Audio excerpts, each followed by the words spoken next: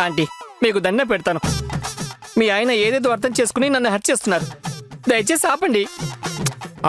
ఇంకెంత కాలంలే. మాట్లాడు.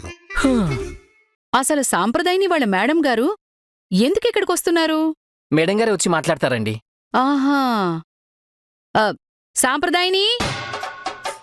సాంప్రదాయని ఒకసారి నీ ఫోన్ ఇలా తీసుకురామ్మా. వస్తున్నానమ్మా. Hi Ruth. హాయ్ సంపు. ముద్దు పేర్లేంటి హద్దులు లేకుండా? గతంలో చెప్పాను కదండి, ఆఫీస్లో బాగా బిజీగా ఉంటాం, పొడుగు పిల్లతో పిలుచుకోవడం కష్టం, అందుకే షార్ట్గా.